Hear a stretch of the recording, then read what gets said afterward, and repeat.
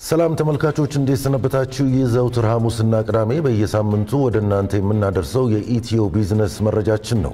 ኢትዮ ቢዝነስ በልዩ ልዩ የቢዝነስ መረጃዎቻችን ስለ ስራና ኢንቨስትመንት ከዜና ባሻገር በትንታኔ የምንመለከታቸው ምጣኔ ሀብታዊ ጉዳዮች እንዲሁም ደግሞ ስለ ኢትዮጵያ ካፒታል ገበያ ትኩረቱን ያደርጋል። ከኢትዮ ቢዝነስ መረጃዎቹ ጋር ቃል ኪዳን ታደሰና ሚካኤል ሐዲስ አብረናችሁ እንቆያለን። ተመልካቾቻችን ቀዳሚ ወዳደረግነው መረጃ እንለፍ። የኢትዮጵያ ቡናና ሻይ ባለስልጣን ከቡና ሻይና ቅመማ ቅመም ምርት ወጪ ንግድ ከ1.2 ቢሊዮን ዶላር በላይ ገቢ ማግኘቱን ገለጸ። በ8 ወራት ለውጭ ገበያ ከቀረበ የቡና ሻይና ቅመማ ቅመም ምርት 1 ቢሊዮን 235 ሚሊዮን የአሜሪካ ዶላር ገቢ መገኘቱን ባለስልጣኑ አስታውቋል። ገቢው የተገኘው 269114.42 ቶን ምርት በመላክ መሆኑ ተመላክቷል። አፈጻጸሙ ከባለፈው በጀት ዓመት ተመሳሳይ ወቅት ጋር ሲነጻጸር በመጠን በ112,618.66 ቶን እና በገንዘብ በ512.71 ሚሊዮን ዶላር ብልጫ ማሳየቱ ነው የተገለጸው። በ8 ወራት ውስጥ 257,248.79 ቶን ቡና ለውጭ ገበያ ተልኮ 1 ቢሊዮን 226.8 ሚሊዮን የአሜሪካ ዶላር ገቢ መገኘቱን የባለስልጣኑ መረጃ አመላክቷል። ቀጥለናል ተመልካቾቻችን። የኢትዮጵያ ካፒታል ገበያ ባለስልጣን የሰነድ ማስረከቢያ ጊዜውን አራዘመ።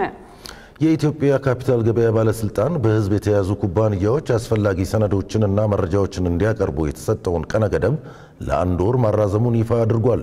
ባለስልጣኑ ቀደም ሲል ባወጣው መግለጫ መሰረት ኩባንያዎቹ እስከ መጋቢት 4 ቀን 2017 ዓ.ም ድረስ ሰነዶችና መረጃዎችን እንዲያቀርቡ አሳስቦ ነበር። ነገር ግን ከኩባንያዎቹ የቀረቡለትን ጥያቄዎችና ተጨማሪ መረጃዎችን ለመቀበል እንዲቻል የጊዜ ገደቡን እስከ ሚያዝያ 1 ቀን 2017 ዓ.ም ድረስ ተራዝሟል። ይህ ማራዘሚያ አስፈላጊውን መረጃ እስካሁን ላላቀረቡ ኩባንያዎች የመጨረሻ ዕድል እንደሆነ የተገለጸ ሲሆን ባለስልጣኑ ኩባንያዎቹ የተራዘመውን ጊዜ በአግባቡ በመጠቀም አስፈላጊ ሰነዶችንና መረጃዎችን እንዲያቀርቡ አሳስቧል። ካፒታል እንደዘገበው ማራዘሚያው ከ50 በላይ የአክሲዮን ባለቤቶች ያሏቸውና በአሁኑ ወቅት አክሲዮኖችን ለህዝብ ሽያጭ በማቅረብ ላይ ያሉ ኩባንያዎችን ይመለከታል ተብሏል። ተመልካቾች የቢዝነስ መረጃዎቻችንን ቀጥለናል። 44 የተለያዩ የገበታ ጨው ምርት አይነቶች ህብረተሰቡ እንዳይጠቀምባቸው የኢትዮጵያ የምግብና መድኃኒት ባለስልጣን አሳሰበ። ባለስልጣኑ በሰራው የገበያ ቅኝት ስራዎች 44 አይነት የምርት መለያ ስም ያላቸው የተለያዩ በአዮዲን የበለጸጉ የምግብ ጨው በሚል ታሽገው ደህንነታቸውና ጥራታቸው ሳይረጋገጥ በተጨማሪም የሀገሪቱን አስገዳጅ ብሔራዊ ደረጃና የገላጭ ጽሑፍ ደረጃ ሳያሟሉና ሳይለጥፉ ሲቀርቡ የነበሩ ምርቶች መገኘታቸው ተመላክቷል። ቀጣይ ወዳደረግነው የኢትዮ ቢዝነስ መረጃችን ስናልፍ የኢትዮጵያ ማሪታይም ባለስልጣን ለ3 ተጨማሪ ኩባንያዎች የመልቲ ሞዳል ትራንስፖርት አገልግሎት ፍቃድ መስጠቱን አስታወቀ። ባለስልጣኑ ይህንን ፍቃድ የሰጠው የገቢና ወጪ ንግዱን ለማሳደግና የሎጂስቲክ ዘርፉን ለማጠናከር እንደሆነ ተገልጿል። ከባለስልጣኑ የመልቲ ሞዳል ትራንስፖርት አገልግሎት ፍቃድ ያገኙት ኩባንያዎች ኢትዮ ሬል ሎጂስቲክስ ኃላፊነቱ የተወሰነ የግል ማህበር፣ ኢትዮ ጅቡቲ ምድር ባቡር ትራንስፖርት አክሲዮን ማህበርና ገልፍ ኢንጎት ኤፍዜድሲ ኢንዱስትሪስ ኃላፊነቱ የተወሰነ የግል ማህበር መሆናቸው ተገልጿል። የመልቲ ሞዳል አገልግሎት ወጪን በመቀነስና የገቢ ዕቃዎችን ደህንነት በመጠበቅ በፍጥነት ወደ ተፈለገው ቦታ ለማድረስ እንደሚያግዝ ነው የተገለጠው። ባለስልጣኑ የመልቲ ሞዳል ትራንስፖርት አገልግሎት ፍቃድ መስጠት ከጀመረ ወዲህ ዘርፉን የተቀላቀሉ ኩባንያዎች ቁጥር 7 ደርሷል።